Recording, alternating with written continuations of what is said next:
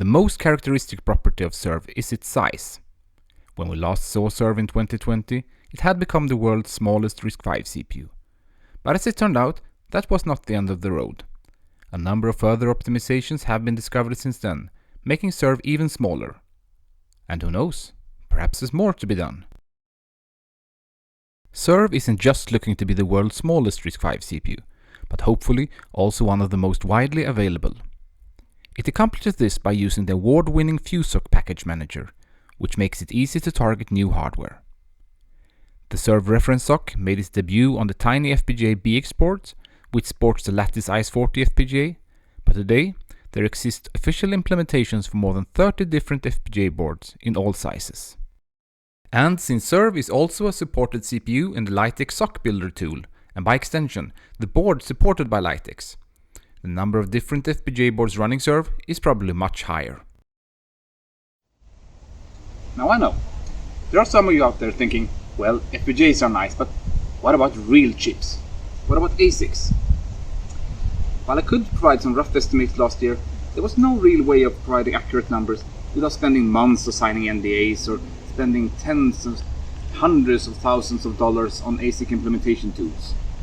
Thankfully, this has changed since last year. Not least thanks to the OpenMPW project. So let's take a closer look at what that means for Serve. OpenMPW is a collaboration project to allow more people the chance to design their own ASIC. Skywater Foundries provides an open source 130nm PDK. eFabless provides a fully open source ASIC toolchain called OpenLane. And Google provides funding to fabricate around 200 different chip designs, free of charge. Anyone can submit the designs under condition that it is open source all the way to the GDS files. One of these designs is a simple Serve-based SoC called Subservient, making this the first known ASIC implementation of Serve. Using this toolchain in PDK, we see that the Subservient SoC occupies 0.01 square millimeters of the synthesis, or 0.04 square millimeters of the place and route. While the Skywater 130nm PDK provides an open source production ready PDK, there's also the DARPA ASAP7 PDK, which provides an estimate of implementation sizes for a 7nm FinFET node.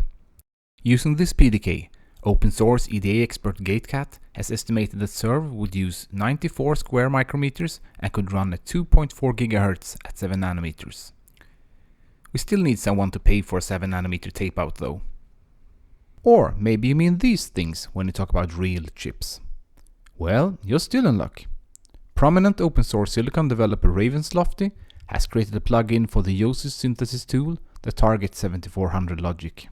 Using this, we can see the Serve can be implemented in 153 chips from the 7400 family for a total cost of £76. No one has yet tried to build it though. Porting doesn't only mean porting to new hardware targets.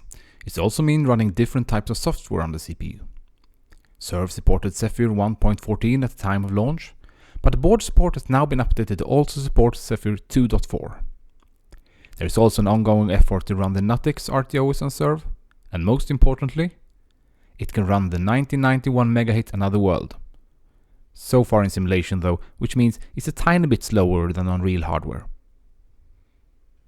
To keep the implementation small, Serve uses software implementations for multiplication and division. But for workloads that require many of these operations, this can end up being too slow. To remedy this, there is ongoing work to add support for the M extension to Serve. This work is performed by Zishan Rafik as part of the Google Summer of Code. While multiplication can be done quite cheap, a division unit is large enough to rival the size of Serve. So, by implementing the multiplication and division logic as a separate MDU core external from Serve, we can plug in different versions of the multiplication and division logic with the most suitable speed-size trade-off. This also allows several Serve instances to share one MDU to amortize the cost of the added logic over a number of cores. But the biggest improvement of Serve over the past year is perhaps not in code, but in documentation. Even though the source code is freely available and effectively only a few hundred lines long, Serve was written to be as small as possible, which has taken a toll on readability. For that reason, it is all the more important to have good documentation for understanding how the internal works. Over the past year, each source module has been documented together with a block diagram, which for the most modules is accurate down to the gate level. Timing diagrams for important internal and external signal sequences are also added. Allow me to quote one of the greatest 20th century thinkers. A CPU is only as good as its software and ecosystem. In other words, we need to use the CPU for something. So let's take a look at some of the use cases. What serve lacks for in computational capabilities, it can sometimes reclaim in quantity. The first example of this was the observer SoC, which is a heterogeneous sensor fusion SoC. Instead of using a large CPU to handle real-time communication with a large number of sensors, each sensor can instead use a dedicated serve CPU for the control plane. While Observer has a practical use case, its close relative core score has a whole different purpose. Core score is an award-giving benchmark for FPGAs and their EDA tools that works with a simple metric of how many serve cores you can fit into a certain device. While being a simple metric, it can still be helpful for new FPGA users to get a rough indication of how large the FPGAs are on some common FPGA boards. And since its introduction last year, a number of contributors have helped out submitting scores for the board at their disposal. These number ranges from the smallest FPGAs that can only fit a couple of cores up to the largest ones fitting more than 5,000 RISC-V cores in a single FPGA.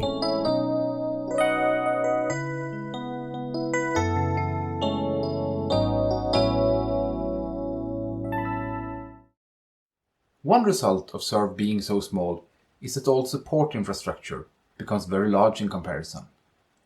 Even a 4 kilobyte SRAM can end up much larger than Serve.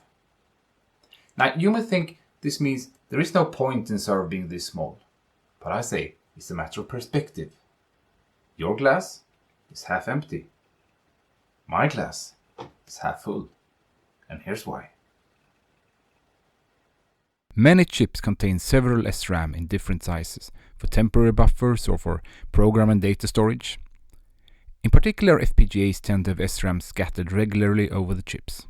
So, if we assume that the SRAM is something that is already there, then we can instead say that for a negligible cost, we can turn any SRAM into a small RISC-V computation unit, or a smart RAM.